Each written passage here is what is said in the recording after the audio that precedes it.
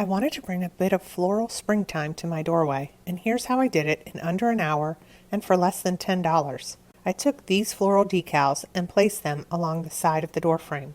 I cut the decal at the point where the decal touched the frame and repositioned it onto the frame itself. This way, when looking at the doorway straight on, the flower would still look like it was completely intact and simply growing over the door frame. I cut it with a razor blade, and when I repositioned it, I made sure to press it into the grooves of my decorative frame. I continued up along the door frame, making sure to wrap the flowers over the right top corner so that it looked like the flowers wrapped around the doorway. They clung easily to the wall, even though my wall is very highly textured, and they clung to the frame itself as well. I added a bit more of the flowers along that right corner to make sure it looked nice and filled out. I also overlapped some of the decals so that it looked a little more three-dimensional, as flowers would typically overlap each other when you're looking at a flower bush straight on. After that, I added a few leaf decals sparingly. The great thing about this project is that the decals could be removed easily, making it simple to reposition them as needed, and also making it ideal as a temporary project, whether that means that I only want them here for the season, or if someone lives in a rental and wants to be able to add decor temporarily, but retain the ability to remove them when they move. I wanted to continue this beautiful pattern that I have on my wallpaper and drapes, and I've come up with the perfect and cheap way to do it. To start, I want to draw out the pattern I'd like onto a piece of paper using a pencil. Now that I have the design I'd like, I'm going to trace over my sketch with a thick black marker. Using my hot glue gun, I'm going to go right over the pattern on top of the parchment paper and copy the design. I want to make sure to fill in the leaves as much as possible, and when I'm doing the branches, to make them thick enough so that they don't break. I'm not worrying about making everything smooth because if the glue dries bumpy, it'll make the leaves look even more textured. I can peel the glue right off the parchment paper now that it's dry and pull off any little extra bits of glue and the glue strings. Hot glue is very easy to paint, so I'm going to bring my design to life with this beautiful blue paint for the first coat. To give the leaves a little more dimension, I'm mixing up 2 different shades of paint by adding in some different colored greens. Using a small artist's brush, I'm just going to add bits of the 2 shades of green right over top of the blue. Finally, I want to add a little bit of bronze and do some highlights so that the leaves and branches have some depth to them.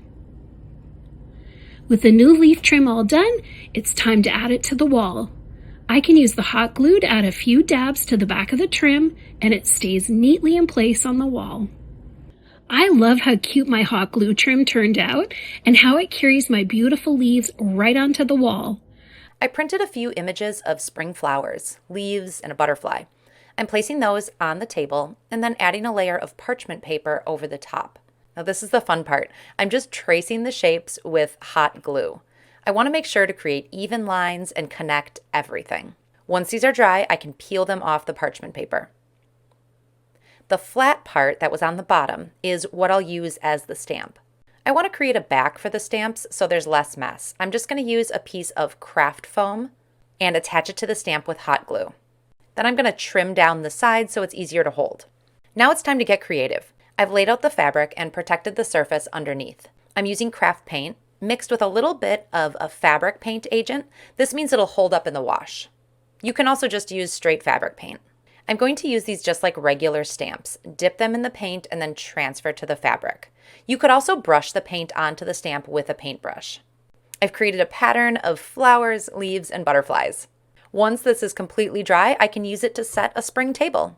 Let's make a DIY placemat using nothing but hot glue. Start by laying down parchment paper so nothing sticks. Then grab a plate and begin by creating a large circle outline. Once your circle is done, start filling it in with crisscross lines. Go one direction first, then layer lines across the opposite way to create a woven web-like pattern. Let it cool completely before touching it. Once hardened, gently peel it off the parchment paper. Now for the fun part, painting. Use spray paint to coat the entire surface. You can go bold, metallic, or neutral, depending on your decor. Let it dry, place it on your table, and just like that, you've got a custom placemat made from hot glue.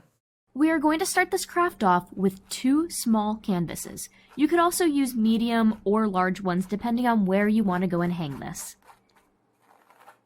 Have the 2 canvases almost touching. Take a colored pencil and draw a half circle on both canvases. Use a bright colored pencil. It will make the next few steps a lot easier if you do so. Use the semicircle as a guide and line your ruler up with the point in the semicircle. Draw lines of various lengths. I drew 12 lines in total on each piece, but you can draw more or less. Just make sure to not overcrowd it. Outline the semicircle with hot glue first. You might want to go over it a few times to give it more texture and also raise it more. Work on outlining any details in the middle for the first canvas. Since this one is going to be the moon, I'm just outlining the craters. Follow as slowly as you can for the lines that are branching off of the semicircles to try to get them as straight as you possibly can. You might need to go over these lines at least 2 times or possibly more to get them raised a bit.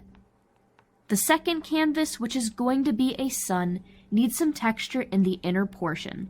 To create texture, dot with your glue gun rapidly.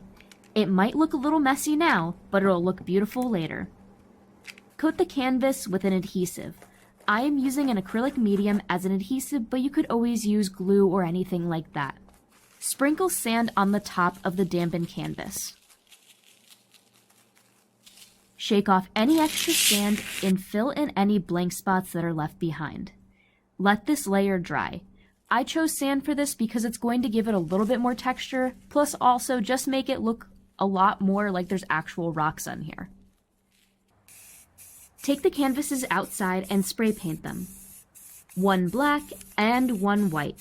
I kept them close to get a bit of overspray on both black and white to create a small gradient in the middle. Paint over raised parts after the spray paint is fully dried. I am using a metallic gold colored paint to really make it pop, but you can use any color. Go slow, you will have to fill in a lot of textured areas.